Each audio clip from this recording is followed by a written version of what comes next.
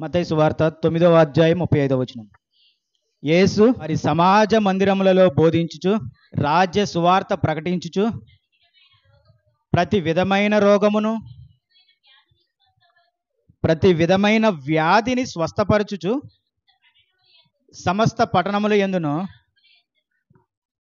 గ్రామముల యందును సంచారము చేసిను. చాలు. ఏమంటున్నాడు? క్రీస్తు ప్రభువారు సువార్త బోధిస్తున్నారు, సమాజ మందిరములలో బోధిస్తున్నాడు, అన్ని గ్రామాలకు వెళ్ళి సువార్త బోధిస్తున్నాడు. ఎందుకు బోధిస్తున్నాడు? నిజాన్ని తెలుసుకోవడానికి, గ్రహించడానికి వారికి బోధిస్తున్నాడు. ప్రతి ఊరికి వెళ్ళి, ప్రతి గ్రామమునికి వెళ్ళి బోధిస్తున్నాడు. ప్రతి గ్రామములో, సమాజ మందిరములలో వాక్యాన్ని బోధిస్తూనే ఉంటున్నాడు. ఆయన ఒకటి గ్రహించాడంట. నేను నిన్నేమో ఆ ఊరికి వెళ్ళాను, మొన్న ఆ ఊరికి వెళ్ళాను, మొన్న ఆ పట్టణమునికి వెళ్ళాను, మొన్న ఈ పట్టణమునికి వచ్చాను, రేపు వేరొక పట్టణంకి వెళ్ళబోతున్నాను. నేను ఈ సువార్త బోధిస్తున్నాను, ప్రకటిస్తున్నాను, అనేక చోట్లకు వెళ్తున్నాను, అనేక ఆశ్చర్య కార్యములు జరిపిస్తున్నాను, సూచక్రియలను చేస్తున్నాను, ఉపమానముల రీతిగా అంటే అర్థమయ్యే రీతిగా వారికి బోధిస్తున్నాను. మరి నేను ఎంత బోధించాను కదా, ఈ బోధ ఏమవుతుంది? జన సమూహం అంతా నా దగ్గరే ఉన్నారు నేను చెప్పేటప్పుడు. ఆ గ్రామంలో ఉన్నవారంతా, జన సమూహం అంతా నేను చెప్పేటప్పుడు నా దగ్గరే ఉన్నారు. ఇప్పుడు నేను చెప్పిన వాక్యము వాళ్ళు విన్నారు. ఇప్పుడు విన్న వాక్యము ఏమవుతుంది అన్న తలంపు, ఆలోచన క్రీస్తు ప్రభువారికి కలిగింది. నేను చెప్పిన బోధ ఏమైంది, నేను చెప్పిన వాక్యం ఏమైంది అన్న ఆలోచన క్రీస్తు ప్రభువారికి వచ్చింది. ఆయన సమూహములను చూచి వారు కాపరి లేని గొర్రెల వలె విసిగి చెదిరి ఉన్నందున, చాలు. ఇప్పుడు జనసమూహం అంతటిని చూశాడు, ప్రతి గ్రామమునకు వెళ్ళాడు, అందరికీ సువార్త ప్రకటించాడు, అందరికీ బోధించాడు. ఇప్పుడు ఆయన గ్రహించింది ఏంటి ఈ సమయమున? చెప్పిన వాక్యం విన్నారు, కానీ అది కొద్ది రోజులకి ఏమవుతుందంట? మాయమైపోతుంది. కాబట్టి నిత్యము వారు చక్కగా ఉండటానికి ఎవరు ఉండాలంట? కాపరులు ఉండాలంట. ఆయన గ్రహించింది అదే. కాపరి లేని వారిగా ఉన్నారు కాబట్టి వారు చెదరి ఉన్నందున వారి మీద కనికరపడ్డాడు. కాపరి లేకపోవటం వల్ల ఏమయ్యారు? చెదిరిపోయారు. ఈ మాట మనకు జాగ్రత్త కావాలి. కాపరి లేకపోవడం వల్ల ఏమయ్యారు? చెదిరిపోయారు. వాస్తవమే. ఆ కాలంలో లేరు, ఆ కాలంలో లేరు. గొర్రెల కాపరి సరిచేసేవాడు లేడు, కాపరి లేడు, గొర్రెలకు కాపరి లేడు, సరిచేసేవాడు లేడు, వాక్యాన్ని బోధించేవాడు లేడు, గద్దించేవాడు లేడు, ప్రశ్నించేవాడు లేడు, సరిచేసేవాడు లేడు, బుద్ధి చెప్పేవాడు లేడు, ప్రేమ చూపించేవాడు లేడు. ఇవేమి లేకపోయేసరికి వారు ఏమయ్యారంట? చెదిరిపోయారంట. క్రీస్తు ప్రభువారు చెదిరిపోయి ఉన్న దాన్ని బట్టి ఏమయ్యాడు? కనికరపడ్డాడు. అర్థమైందా? కనికరపడ్డాడు. వారి మీద కనికరం చూపించాడు. అరే, వాళ్ళు లేరు, మనం చేసిన శ్రమ అంతా వ్యర్థమైపోతుంది, వాళ్ళని మరలా సరిచేయడానికి అక్కడ కాపరి లేడు కాబట్టి కనికరపడ్డాడు. కానీ ఈ కాలంలో కాపరి ఉన్నాడు, కనికరపడాల్సిన అవసరం ఏంటి? ఒక విషయం గమనించుకున్నప్పుడు రోమా పత్రికలో సంఘమును గురించి ఒక మాటలు చక్కగా రాయబడ్డాయి. అర్థమవుతుందా? సంఘమును గురించి చక్కగా రాయబడ్డాయి. ఎట్లాగో అంటే, ఒక శరీరంలో అవయవాలు ఏ రీతిగా పనిచేస్తాయో సంఘమును ఒక శరీరంలో సంఘ బిడ్డలు కూడా అవయవాలుగా పనిచేయాలి. ఇప్పుడు దేనికి చెదిరిపోయి ఉన్నారు అంటే, సంఘమును శరీరంలో అవయవాలుగా పనిచేయడం లేదు కాబట్టి ఏమయ్యారు? చెదిరిపోయారు. అవయవాలుగా మనం ఉండలేదు కాబట్టి చెదిరిపోయాం. అసలు ఏంటి అవయవాలు? దేనికి అవయవాల గురించి? అవయవాలుగా ఎట్లా ఉండాలి? ఒక శరీరంలో గుండె ఉంది, కిడ్నీలు ఉన్నాయి, లివర్ ఉంది, లంగ్స్ ఉన్నాయి, బ్రెయిన్ ఉంది, ఇవన్నీ ఉన్నాయి. ఇవి పని చేయాలి. ఓకేనా? ఇవన్నీ పని చేయాలి. ఇవన్నీ వాటంతటా అవి పని చేస్తేనే ఈ మనిషి బ్రతుకుతున్నాడు. నా దేహంలో ఎలా ఉన్నాయి, మీ దేహంలో కూడా అంతే ఉన్నాయి. మీ దేహంలో పని చేస్తున్నాయి కాబట్టి మీరు బ్రతుకుతున్నారు, చక్కగా ఆరోగ్యంగా ఉంటున్నారు. దేహంలో ప్రతిదానికి దాని యొక్క లక్షణాలు ఉన్నాయి. ఆ లక్షణాలు ఉన్నాయి, ఆ లక్షణాలను బట్టి చేస్తుంది. ఇప్పుడు బ్రెయిన్ ఉంది, బ్రెయిన్ ఏం చేస్తుంది? ఆలోచన చేస్తుంది, థాట్స్ ఇస్తుంది, జ్ఞానం ఇస్తుంది. ఈ బాడీలో ఈ బాడీలో ఏది సరిగ్గా జరగకపోయినా అది బ్రెయిన్ ద్వారానే మనకు తెలుస్తుంది. అర్థమవుతుందా? ఇప్పుడు గుండె అనేది స్పీడ్గా కొట్టుకుంటుందంటే అది బ్రెయిన్ మనకు తెలియజేస్తుంది. నీ గుండె స్పీడ్గా కొట్టుకుంటుంది అంటే బ్రెయిన్ మన బాడీలో ఉన్న ప్రతిదానికి ఫంక్షనింగ్ అది చేస్తుంది, బ్రెయిన్ అనేది. ఓకే, అంటే ప్రతి అవయవం దాని పనిని అది చేసుకుంటుంది. అప్పుడు ఈ మనుషుడు అనేవాడు బ్రతుకుతున్నాడు. అలాగే సంఘంలో వారి పనులను సక్రమంగా జరిపించాలి. రోమిలకు రాసిన పత్రిక 12వ అధ్యాయము 3వ వచనం, తన్ను తాను ఎంచుకొనదగిన వానికంటే ఎక్కువగా ఎంచుకొనక దేవుడు ఒక్కొక్కనికి విభజించి ఇచ్చిన విశ్వాస పరిమాణము ప్రకారము తాను స్వస్థ బుద్ధి గలవాడగుటకు తగిన రీతిగా తన్ను ఎంచుకొనవలెనని నాకు అనుగ్రహింపబడిన కృపను బట్టి నీలో ఉన్న ప్రతివానితోనూ చెప్పుచున్నాను. మిమ్మల్ని ఎంచుకున్న రీతిగా కంటే ఎక్కువగా మీరు ఆశించకూడదు. నేను ఏ రీతిగా ఎంచబడ్డానో ఆ రీతిగానే నేను నడుచుకోవాలి, అదే నేను ఆశించాలి. ఎంచుకున్న దానికంటే మనం ఎక్కువ ఆశించకూడదు. ఆశించడం వల్ల ఏమవుతుందంటే చెదిరిపోయే ఆలోచనలు మనకు వస్తున్నాయి.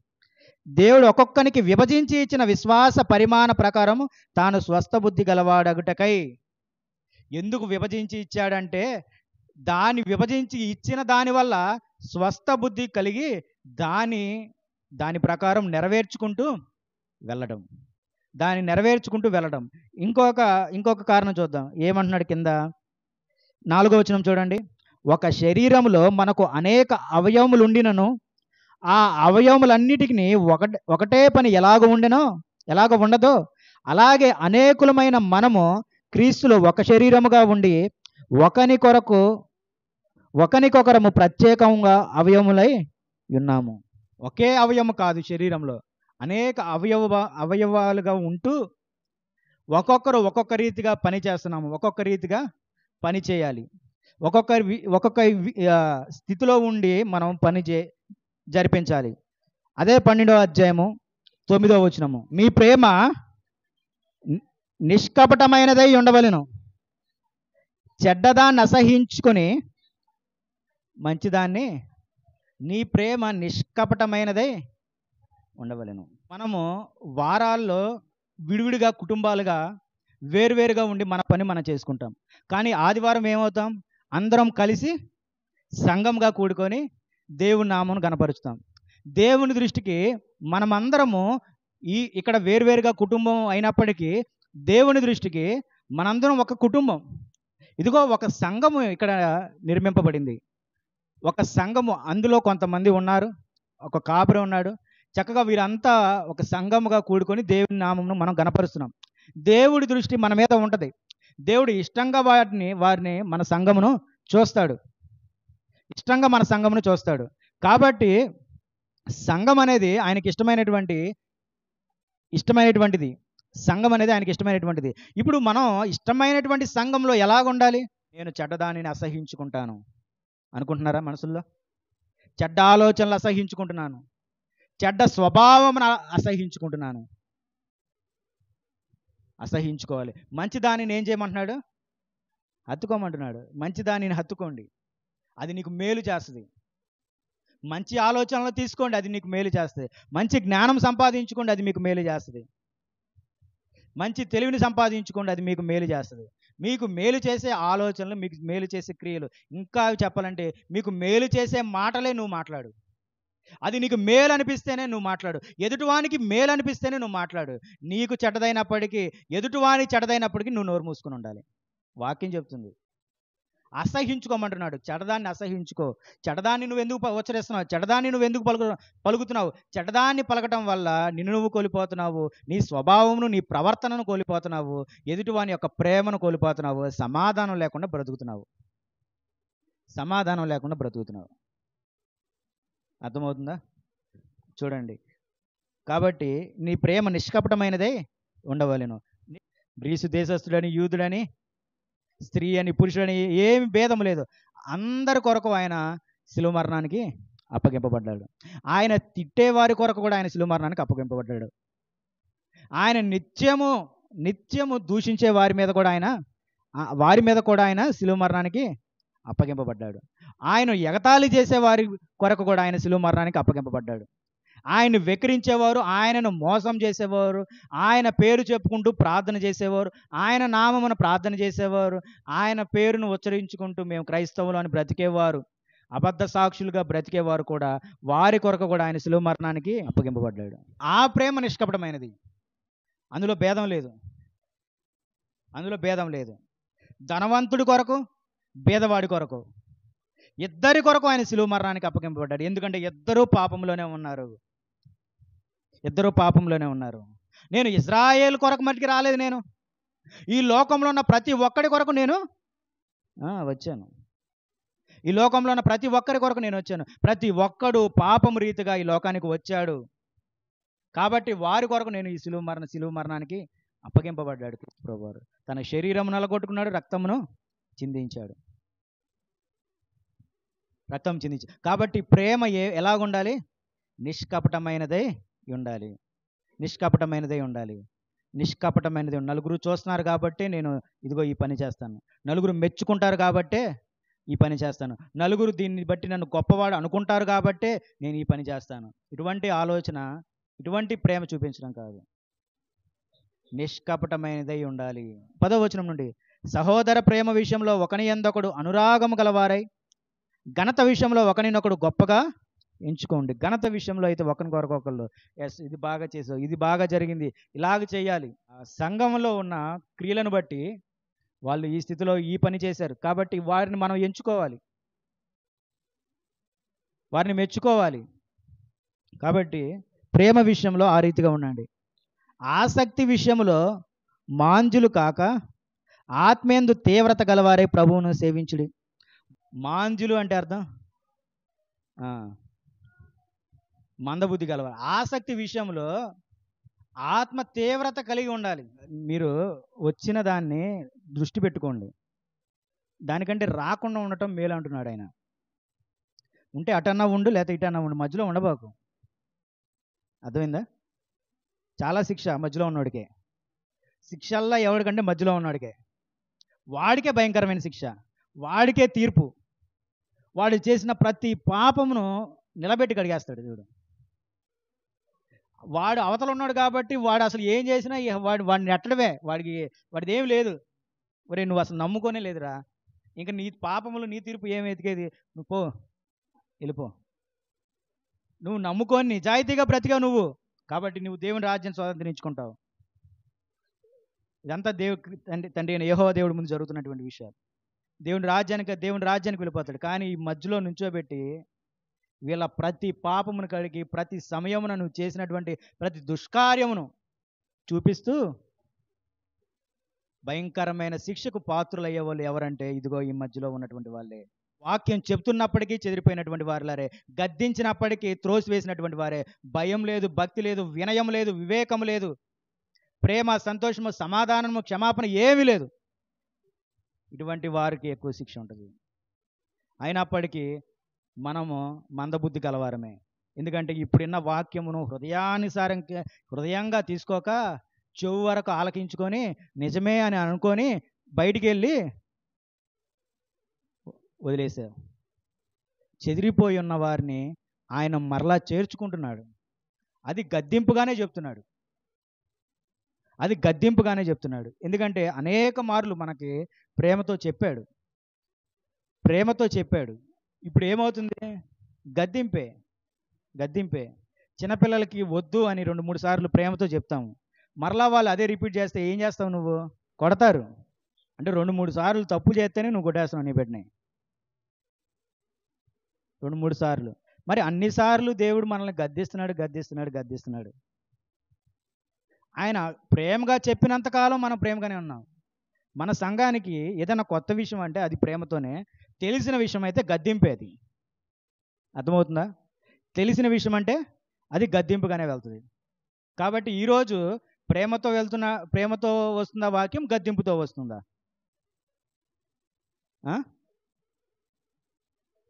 గద్దింపుతోనే వస్తున్నవాడు. గద్దింపు అంటే ఆ కోపం అనేది ఒక స్థాయికి వెళ్ళిపోయిందని అర్థం. ఆ కోపం అనేది ఒక స్థాయికి వెళ్ళిపోతేనే కానీ గద్దింపు వస్తుంది. కాబట్టి గద్దింపుతో చెప్పాడు కాబట్టి శ్రద్ధగా వినాలి, శ్రద్ధగా ఆచరించాలి, పాటించాలి, శ్రద్ధగా ఆలకించాలి. కాబట్టి ఏమంటున్నాడు? ఆసక్తి విషయంలో మాంద్యులు కాక ఆత్మయందు తీవ్రత గలవారే ప్రభువును సేవించుడి, నిరీక్షణ గలవారే సంతోషించుచు, శ్రమయందు ఓర్పు గలవారై ప్రార్థన యందు పట్టుదల కలిగి ఉండుడి. ఈ పదాన్ని గుర్తుపెట్టుకోండి. ప్రార్థన యందు ఏం కలిగి ఉండాలి? పట్టుదల కలిగి ఉండాలి. పట్టుదల అంటే అర్థం ఏంటి? వదిలిపెట్టకుండా దాన్ని ఉండటం, సాధించే వరకు ఉండటం. కాబట్టి ప్రార్థన విషయంలో పట్టుదల కలిగి ఉండండి, ఓర్పు కలిగి ఉండండి. శ్రమ వచ్చినప్పుడు ఓర్పు కలిగి ఉండమన్నాడు. శ్రమ వచ్చినప్పుడు ఓర్పు కలిగి ప్రార్థన యందు పట్టుదల కలిగి ఉండండి అంటున్నాడు. ప్రార్థన యందు పట్టుదల కలిగి ఉండండి. చూడండి, మనందరికీ ఒక గొప్ప ధన్యత ఏంటంటే దేవుని రాజ్యం స్వతంత్రించుకునే అర్హత దేవుడు మనకు అందరికీ ఇచ్చాడు. అదే గొప్ప భాగ్యము. ఏమంటున్నాడు ఆయన? శ్రమల యందు మీరు పాడైపోయి, శ్రమల వలన మీరు చెదిరిపోయి ఆ ధన్యతను పోగొట్టుకుంటారు. మీకు ఆల్రెడీ ధన్యత ఇవ్వబడింది, దాని గురించే మీరు నిరంతరం దేవుని సేవించాలి. శ్రమ వచ్చింది కాబట్టి నేను దేవుని సేవించనన్న మనసు, బుద్ధి నీకు ఉండకూడదు. శ్రమ వేరు, శ్రమ నీ వల్లే నీకు వచ్చింది అంతే. ఈ లోకంలో ఉన్న వాడందరికీ శ్రమ వస్తుంది. చిన్న శ్రమ పెద్ద శ్రమ అనేది ఏముండదు. పెద్దదైనప్పటికీ అది భరించాల్సింది నువ్వే, అది తట్టుకోవాల్సింది నువ్వే. మొదట సృష్టించిన ఆదాముకి శ్రమ ఇవ్వబడింది. తన 2 కొడుకులు దేవుడిచ్చాడు కదా అని చెప్పి ఎంతగానో ప్రేమించుకుంటూ చూస్తూ ఉండంటే ఎవరు చనిపోయారు? హేబెలు చనిపోయాడు. గంతులేశారు ఆదాము అవ్వ, బాధపడ్డారు. చక్కగా వాళ్ళు పసిబిడ్డలుగా ఉన్నప్పుడే వారిని చేతిలోకి తీసుకున్నారు. ఒక ముద్దుగా ఉన్నారు వాళ్ళిద్దరూ, ఒక ఆనందంగా ఉన్నారు ఇద్దరు. వాళ్ళని ఎత్తుకొని అటు ఇటు పనులు చేసుకున్నారు. వాళ్ళు చిన్నపిల్లలాగా ఆడుతూ ఉంటుంటే సంతోషించారు ఆదాము అవ్వ. కానీ ఒక వయసు వచ్చాక హేబెలు చనిపోయాడంట. ఇప్పుడు చిన్నప్పటి నుంచి పెంచుకున్న 2 కుమారులు ఒకడు చనిపోయాడంటే వారికి ఏం కలిగినట్టు? బాధ కలగదా? అంటే శ్రమనే కదా. సృష్టించిన మొదట ఆదాము నుంచి కూడా శ్రమలు అనేవి మనుషుడికి వచ్చాయి. నువ్వు నేను ఎగ్జామ్షన్ కాదు. ఎంత గొప్ప పని చేసినా, గొప్ప పనిగా చేసిన ఏ పాపం లేనటువంటి యోహాను, బాప్తిస్మం ఇచ్చి యోహానుకి తల నరికివేయబడింది, చెరసాల్లో బంధించారు. ఎందుకు ఆయనకు అంత శ్రమ? అంతేనా? ఎందుకు ఆయనకు అంత శ్రమ? అపోస్తలుడైన పౌలు గారిని కూడా అంతే చేశారు. ఎందుకు అంత శ్రమ? స్టెఫెను రాళ్లతో కొట్టి చంపారు. ఎందుకు అంత శ్రమ? మనుషుడికి శ్రమ వస్తుంది. శ్రమకి దేవునికి ఎప్పుడు లింకు పెట్టకండి. మనుషుడు అన్నాక శ్రమ అనుభవించాల్సిందే, వాడికి శ్రమ రావాల్సిందే, దాని నుండి నేర్చుకోవాల్సిందే, దాని నుండి బయటికి రావాల్సిందే. శ్రమ అంటే ఆరోగ్య సమస్య వస్తుంది, అది అనారోగ్య సమస్య వస్తుంది, లేదంటే ఆర్థిక విషయాలు, కుటుంబ విషయాలు, ఏదో ఒక రీతిగా నీకు శ్రమ సంభవిస్తుంది. 2 రోజుల్లో 3 రోజుల్లో డబ్బులు కట్టాలి కానీ చేతిలో లేవు, శ్రమే. ఇప్పుడు దానికి దేవునికి, దేవుని సంఘానికి, దేవుని ప్రార్థనకి, దేవుని మందిరానికి నువ్వు లింక్ చేస్తూ ఉంటావు. సంబంధమే లేదు. నీకు ఇచ్చిన ధన్యతను, నీకు ఇచ్చిన ఆయుష్ను, నీకు ఇచ్చిన ఆరోగ్యమును బట్టి నిత్యము నువ్వు దేవునికి బద్ధుడివై ఉండాలి. శ్రమ వేరు, దేవుని ఆరాధించుకోవడం ఆ స్థితి వేరు.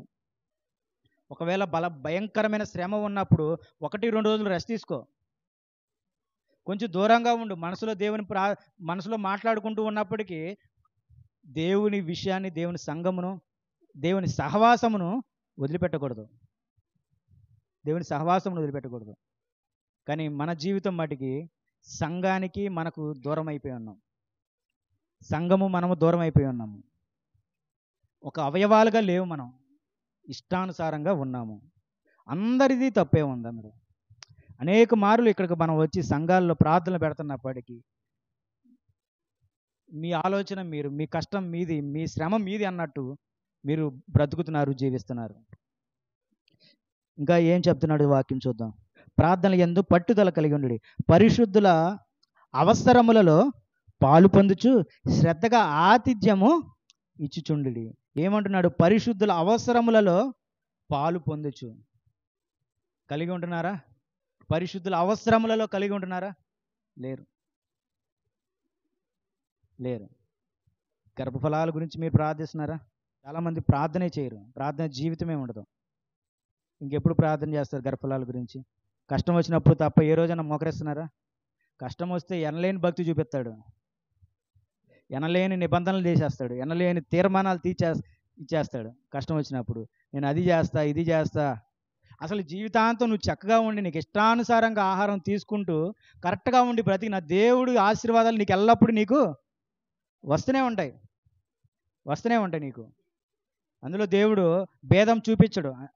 అందుకే అంటున్నాడు, ఆయన ప్రేమ నిష్కపటమైనదే ఉన్నది, భేదం చూపించదు. నీకు చెందవలసినది నీ పని వల్ల నీకు ఖచ్చితంగా చెందుతూనే ఉంటాయి. అందుకే రాయబడింది, ఏం విత్తుతావో అదే కోస్తావు, ఏం విత్తుతావో అదే కోస్తావు. కాబట్టి ప్రేమ, సంతోషము, సమాధానం, దేవుని యొక్క ఆత్మఫలములు విత్తండి, నువ్వు కూడా అదే కోస్తావు.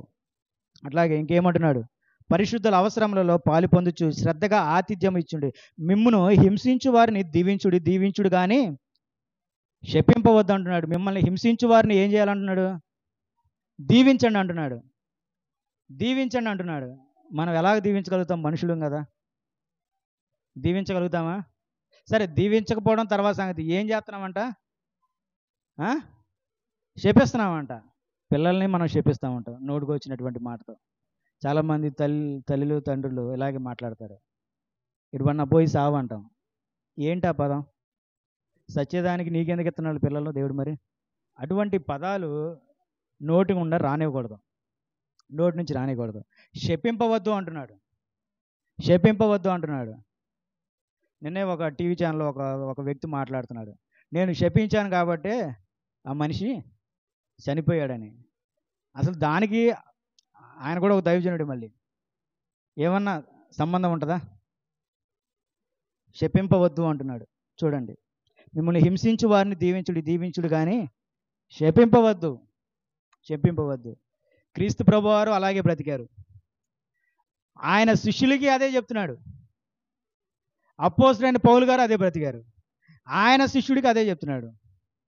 మనము అదే రీతిగా బ్రతకాలి. మన సంఘాలకు అదే, మన కుటుంబాలకు అదే చెప్పాలి. సంఘములలో మీరు ఇదే స్థితిలో బ్రతకాలి. నీ సంఘము బలపరచబడాలి, మన సంఘము బలపరచబడాలి అంటే ఒకరి కొరకు ఒకరం ఎలా ఉండాలి? ప్రేమ కలిగి ఉండాలి, ఒకరి కొరకు ప్రార్థనలు చేస్తూ ఉండాలి, ఒకరి కొరకు ఒకరం పలకరించుకుంటూ ఉండాలి, ఒకరి అవసరతలు ఒకరు గుర్తించుకొని మాట్లాడుతూ ఉండాలి, పలకరించుకుంటూ ఉండాలి. అర్థమవుతుంది కదా? చూడండి, ఇంకా సంతోషించు వారితో సంతోషించుడి, ఏడ్చి వారితో ఏడువుడి, ఒకనితో నొకడు మనసు కలిసి ఉండుడి. హెచ్చువాటి యందును మనసుంచక తగ్గువాటి యందు ఆసక్తులై ఉండుడి. ఏదైతే హెచ్చుగా ఉంటుందో నేను దాన్నే చేస్తాను, ఎందుకంటే దానివల్ల నలుగురు నన్ను పొగుడుతారు.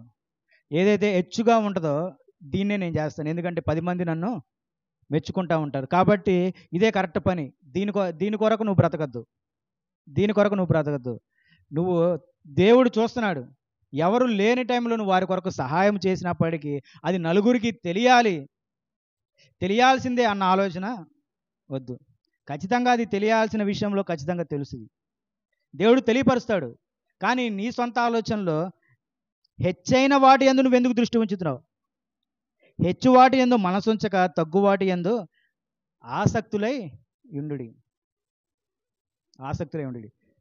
నాకు ఇచ్చినటువంటి పని ఏంటంటే దేవుని పని, ఆత్మలను రక్షించడం. ఇక్కడ ఎవరైతే ఆత్మలు రక్షింపబడ్డాయి వారిని క్రమంగా నిలబెట్టుకోవటం, తెలియనటువంటి వారికి తెలియపరిచే క్రమము, ఇదే నా బాధ్యత. ఇప్పుడు నా బాధ్యత ఇదే. ఇప్పుడు నాకు ఒక చోట ఆతిథ్యం కావాలి, నేను ఒక దైవజనుడిని, నేను ఒక పాస్టర్ని, కాబట్టి నాకు ఒక ఆతిథ్యం అక్కడ కావాలి, నాకు ఒక వాక్యం అక్కడ కావాలి, నేను అక్కడ లీడ్ చేయాలి అన్న ఆలోచన నాకు ఉండకూడదు. అసలు దాన్ని ఊసే లేదు నాకు. కేవలం నా ఆలోచన ఏముండాలి?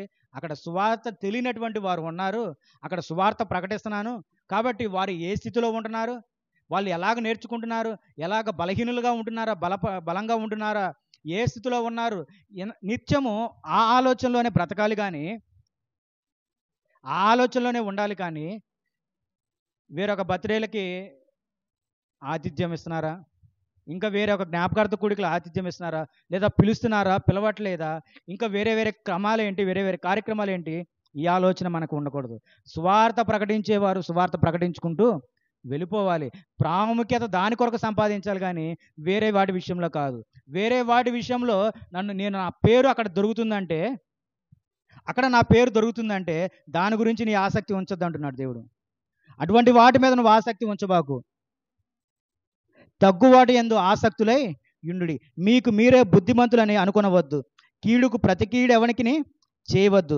మనుషులందరికీ దృష్టికి యోగ్యమైన వాటిని గురించి ఆలోచన కలిగి ఉండుడి. మనకు మనమే బుద్ధిమంతులు అనుకుంటా ఉంటాం. మనుషుడికి ఉన్న చెడ్డ బుద్ధి ఇది. నాది కరెక్టే, నేను మాట్లాడింది కరెక్టే, నువ్వు చెప్పేదే రాంగు, వాదిస్తూ ఉంటాం. పాపమంతా ఎదుటోడి దానిలో ఉన్నట్టు చెప్తావు నువ్వు. అసలు నష్టమంతా నువ్వే చేసి, అసలు నువ్వు పుట్టడమే వేస్ట్ అన్నాడు మనుషుడితో, ఎదుటోనితో.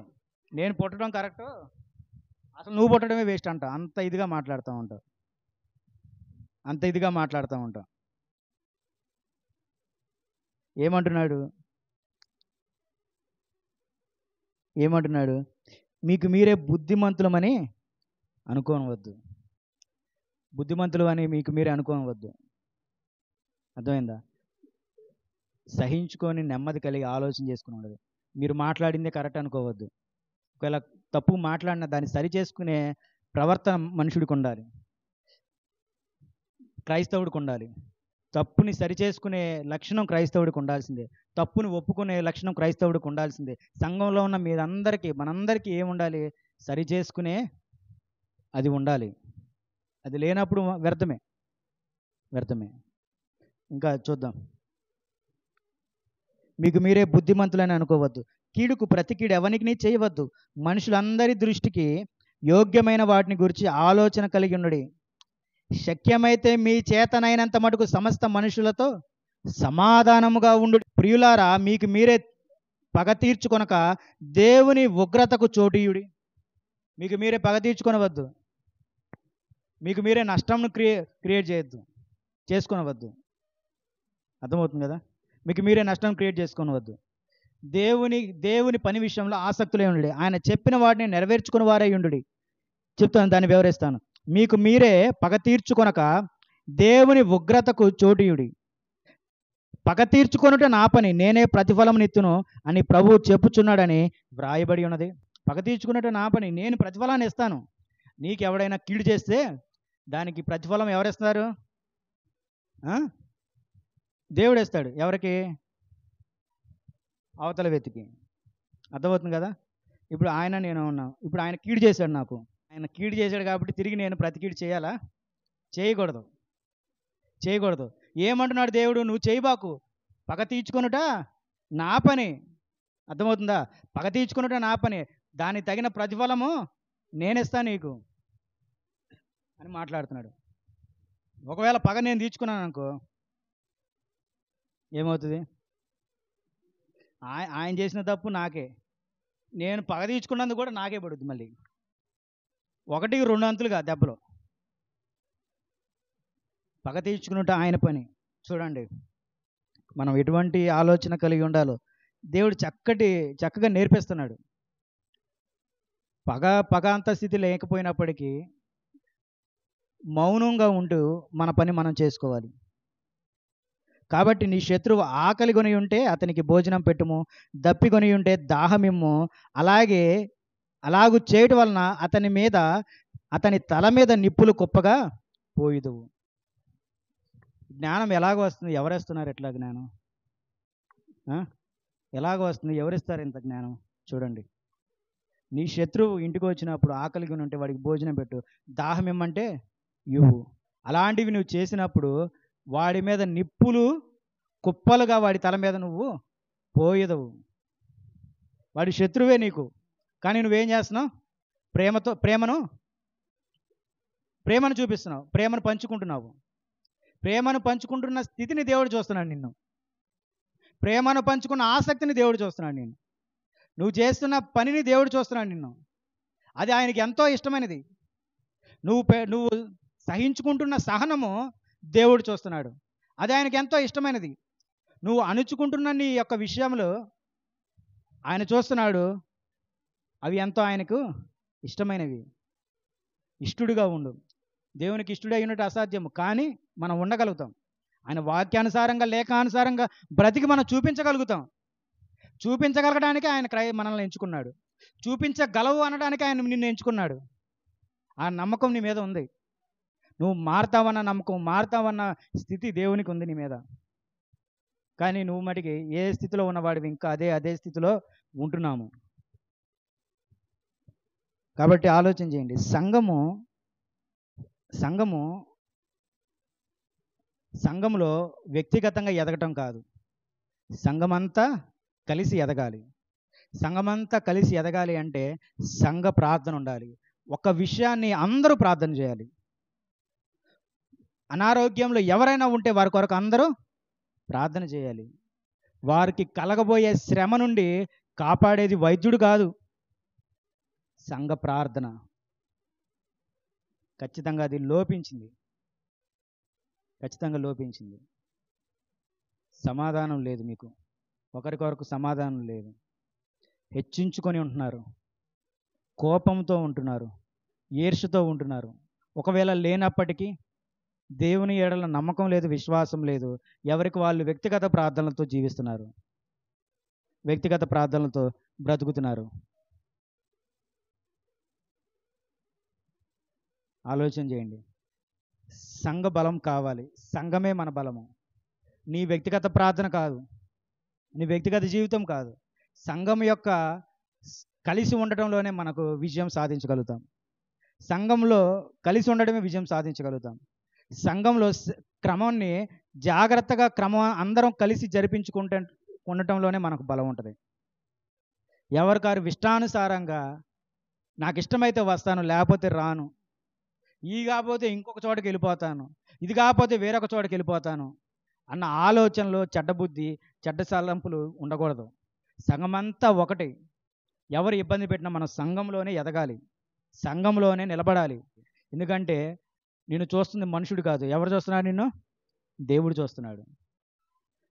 నీ హృదయ ఆలోచనలు ఎవరు చూస్తున్నారు? దేవుడు చూస్తున్నాడు. ఒకవేళ అది నేను తప్పు చేస్తే నాకే శిక్ష, ఒకవేళ నువ్వు తప్పు చేస్తే అది నీకే శిక్ష. ఒకవేళ నేను తప్పు చేస్తే నేను ఒప్పుకుంటాను, ఒకవేళ మీరు తప్పులు చేస్తే మీరు ఒప్పుకోవాలి. ఇది కదా కావాల్సింది. కాబట్టి మరొకసారి దేవుడు తెలియజేస్తున్న విషయం ఏంటంటే కలిసి ఉండమంటున్నాడు. సంఘమంతా ఒక అవయవాలుగా పనిచేయండి. అందరూ కలిసి దేవుని పనిని జరిపించాలి. ఇక్కడ అవసరమైనది ఏంటి, ఏం జరుగుతుంది, ఇక్కడ ఏమేమి అవసరమే ఉన్నాయి అవి మీకు తెలియాలి, మీరు తెలుసుకోనగలగాలి. దానికి ఏం చేయాలి, దీనికి ఏం చేయాలి, ఇటువంటి ఆలోచనలన్నీ సంఘంలో అనుకోవాలి, మాట్లాడాలి, జరిపించుకోవాలి. మరొకసారి తెలియజేస్తున్నాను, సంఘంగా కూడుకొని బలపడండి. రానటువంటి వాళ్ళు ఎవరన్నా ఉంటే వారిని ప్రోత్సహించండి. సంఘం వెళ్ళి ఎంతసేపు నీ పని మీద ఒత్తిడి చేసుకోబాకు. నువ్వు ఇది తప్ప నాకు ఇంకోటి లేదన్న ఆలోచన పెట్టుకోబాకు. కొంత సమయాన్ని దేవుని పని కొరకు కేటాయించుకో. దేవుని పని కొరకు కొంత సమయాన్ని కేటాయించుకో. ఏం జరుగుతుంది, ప్రతివారం వచ్చేవాడు ఈరోజు సంఘానికి ఎందుకు రాలేదు అని ఆలోచించుకొని వెళ్ళాలి. సంఘంలో ఎదుగుతున్నటువంటి పరిశుద్ధులం కాబట్టి మనం కొంచెం పెత్తనం కూడా చేస్తున్నాం కాబట్టి మనం కొంచెం అధికారం మనంతటా మనం తీసుకున్నాం కాబట్టి కొద్ది పని చేయాలి. మనం కొద్దిగన్నా నీ బుద్ధిని దేవునికి కొరకు కేటాయించాలి. ఎందుకు రాలేదు, సో మన వల్ల ఏమన్నా అవుతుందా, ఒకటో రెండు మాటలు మనం మాట్లాడితే ఏమన్నా పని అవుతుందా అని వెళ్ళి మాట్లాడుకొని మరి వారిని రప్పించో, మరి వారిని తీసుకొని వచ్చో, ఆ లోపమేంటో మరి వివరించో, ఇటువంటి వారి కొరకు ప్రార్థనలు చేసో బలపరచాలి. కాబట్టి ఈరోజు దేవుడు సంఘమును గురించి, సంఘం యొక్క బలం విషయంలో మాట్లాడుతున్నాడు. సంఘం బలపడాలి అంటే ప్రతి ఒక్కరూ క్రమంగా మీ పనిని మీరు జరిపించాలి, సంతోషంగా మీ పనిని మీరు జరిపించాలి, ప్రేమతో మీ పనిని మీరు జరిపించాలి.